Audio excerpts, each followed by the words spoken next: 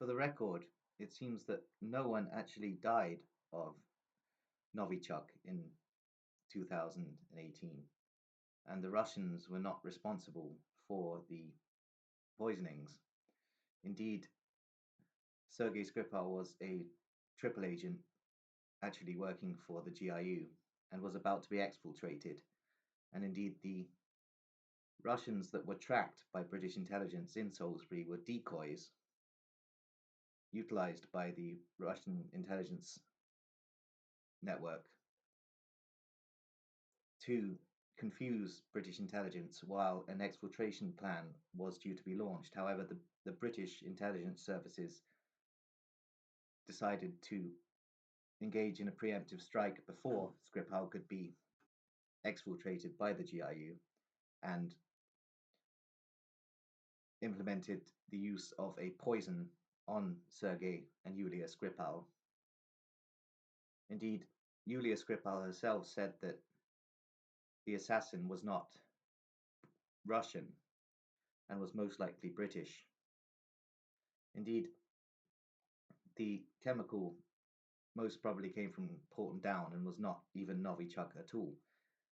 Indeed, the death of Dawn Sturgis, it seems, may not have even been caused by any poison, as she most likely overdosed on a combination of fentanyl, cocaine, mirtazapine, and zopiclone.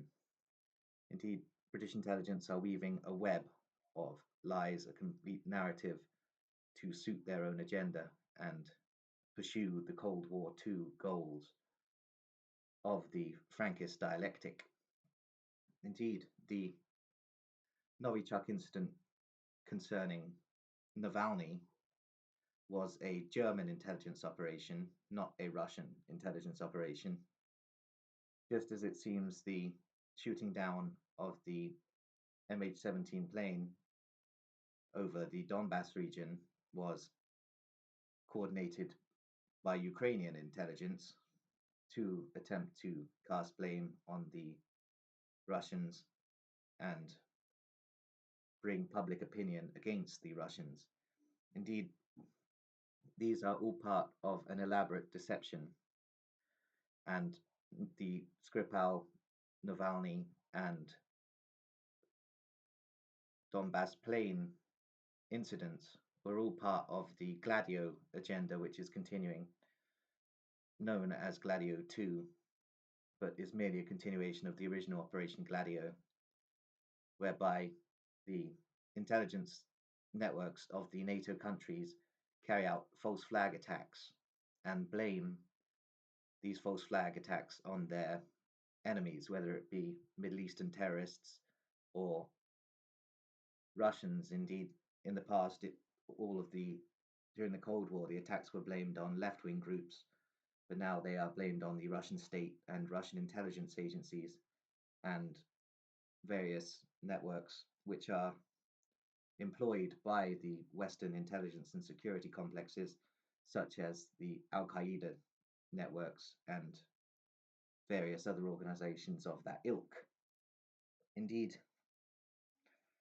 this is all part of a plan to destabilize the psychological health of the populations in the NATO countries by traumatizing them and then traumatizing them again soon after, so that the populations of the NATO countries go into a form of psychosis whereby, through fear, they ask the state for more security, and this increase in security involves mass surveillance, digital control, and the formulation of experimentation by the intelligence agencies to satisfy their wish for control over the populace, and allows the corporations greater powers. Indeed, the military industrial complex in the NATO countries is financed by various corporate and big tech firms.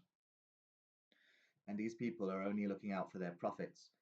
So the Gladio agenda also provides them with reasons to sell more of their products and generally have a hand in increasing the surveillance states that are developing as technocracies in the NATO countries. Indeed, the NATO countries are cryptocracies also, being that there is a lot of rule by secrecy, as the intelligence agencies have their webs in absolutely everything. Indeed, most, if not all, corporations above a certain size have their own intelligence agencies, and there are specific private security companies and corporations and firms also. So all of these networks have their own secrets and their own secret agendas and are at times in competition with each other, having rivalries, but are also aligned in other aspects, such as the creation of big tech surveillance states, pre-crime models, whereby AI driven algorithms may determine whether or not you're going to commit a crime in the future, in which case you will be arrested before you can commit it in their eyes, just through predictive programming and algorithmic sequences. Indeed, this is occurring at a rapid rate now. Indeed, the artificial intelligence works on data harvested from tortured souls through brainwaves, which powers the artificial intelligence complexes. Indeed, there is a lot of brain harvesting going on. I'm not entirely sure how it works due to my lack of knowledge of scientific methods, but all sorts of terrible things are going on at the moment. Indeed, it seems that the UK government is trying to provoke the United Kingdom population into a warfare situation. But as I've stated before, whether or not an actual hot war will take place, I do not know. Indeed, there may be conscription and troops may be sent off to foreign conflicts, but there may not actually be much activity on the ground. And we will be shown in the mass media a lot of fight sequences that aren't actually real and are basically a Hollywood style stage production, which there are many conflicts going on at the moment whereby these methods are being used. Indeed, the majority of the conflicts in the Middle East, and to a certain extent the Russia-Ukraine war, there has been much use of the theatre networks of these involved powers. And perhaps there isn't actually as much destruction in these regions as we are being told. And most of the information that is being put out by the supposedly anti-government and anti-regime figures is merely intelligence